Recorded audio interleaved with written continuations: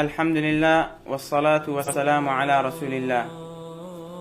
برانی بەڕێزم، بێگومان خۆی پەروەردگار زۆری پێخۆشەکە عەبدەکانی تۆبە بکەن و بگەڕێنەوە بۆ لای.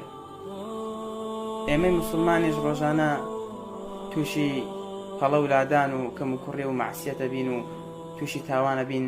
واجبە لەسەرمان تۆبە بکەین و بگەڕێنەوە بۆ لای خۆی پەروەردگار.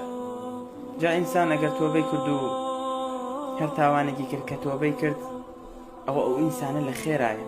ئەو کەسە کە تاوانەکات تۆبەی نەکرد و فرمێسکەکانی وشک بوو، ئەوە سەرەتایی بە هیلاکچوونێتی خوا پەناماندات. کاتێک خۆی پەروەردگار لە باسی صفاتی ئەهلی بەهشتە ئەفەرمێ: والذين إذا فعلوا فاحشة أو ظلموا أنفسهم ذكروا الله فاستغفروا لذنوبهم ومن يغفر الذنوب إلا الله. خۆی پەروەردگار باسی و کەسانەکە کە صفاتی ئیمانداران کە ئیماندارن، ئەو کەسانە کە تووشی تاوانەکە بن، تووشی هەڵەیەکە بن، کەم و کوڕیەک ئەبینن لە خۆیان، تووشی مەعسیەتەکە بن، لەو کاتەیە یەکسەر بیری خۆی پەروەردگارە نەکرێتەوە و ئاو بە چاویان ئەیەتە خوارەوە و تۆباکەن و ئەگەڕێنەوە. ئەوە نیشانی ئیمانە. بۆیە برای بەڕێزم، تۆبە بکە و بگەڕێتەوە. قەسەم بەخوا مردن پێدەگات، یەک دەقە مەجالت نادا.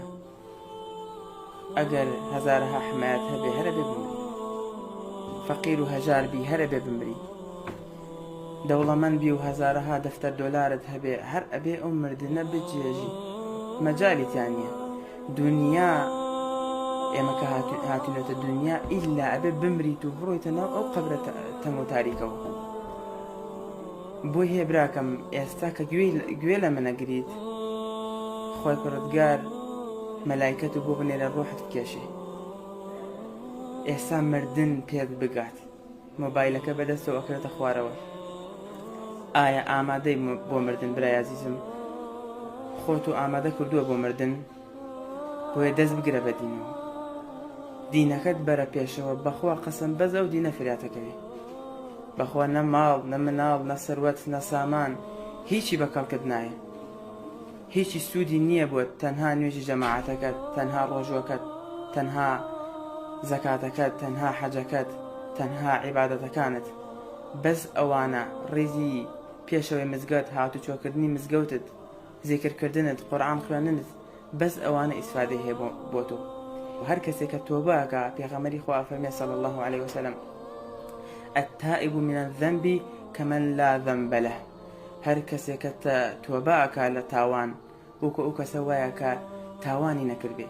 بۆیە بگەڕێرەوە، ئیستیغفار بکە. خۆی پەروەردگار لە من و لە ئێوەش خۆش بێ.